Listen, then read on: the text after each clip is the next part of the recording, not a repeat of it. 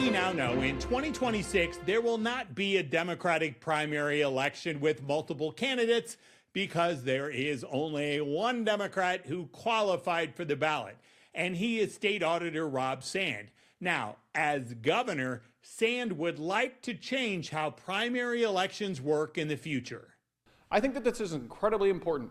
We did 100 public town halls last year, and everywhere we went, Iowans had different questions, different issues that make them grind their teeth when they wake up at night, different things that make them incredibly frustrated that they are dealing with.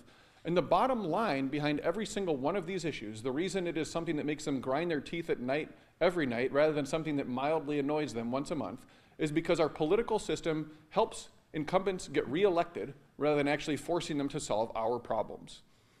Our political system is one where people know you can get in, and then as long as you demonize your opponent, your only other option on the ballot, you don't have to solve problems to get reelected.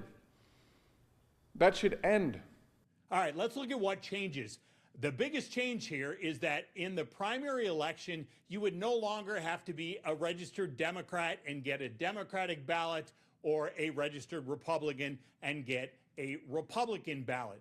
Instead, it doesn't really matter, and perhaps what Sand is thinking about would be the independent voters. He knows the math, and that is that right now, according to the Secretary of State's office, there are about 198,000 more registered Republicans than registered Democrats.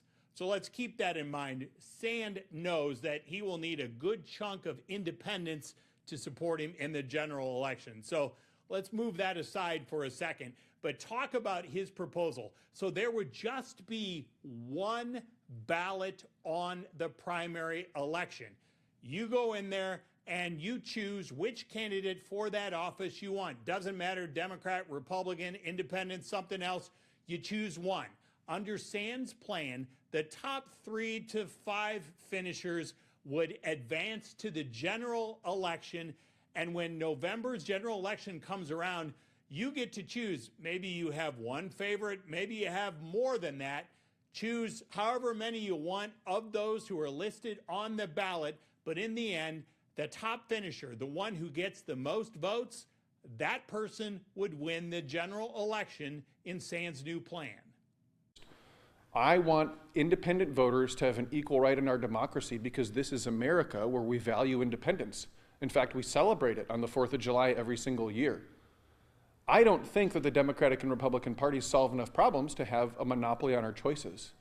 What I have proposed would have quick results, same night. It is not ranked choice voting. What I have proposed would give independent voters an equal voice. And anybody who says anything other than that are the people who are clinging to power in this state because they're desperate to keep it.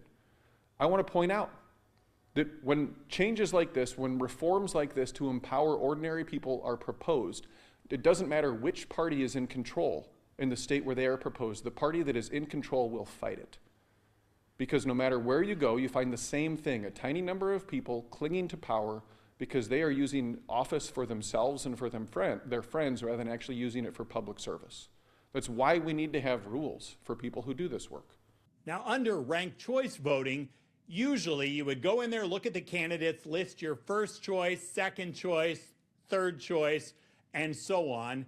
They look at the final returns. If nobody gets the majority of votes, then you keep going.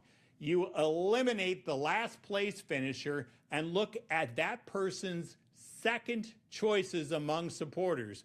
Redistribute those among the remaining candidates and then see, did anybody get the majority of votes? If that person did get the majority of votes, it's over, you have a winner. If not, you just keep going through the process, eliminate the person at the bottom, redistribute until you eventually get a winner.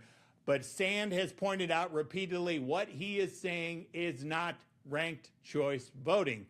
What he is saying, should he become Iowa's next governor, would need a groundswell of support from Iowans to then push the legislature, most likely a Republican legislature, to go along with this potential Democratic governor's plan for future elections.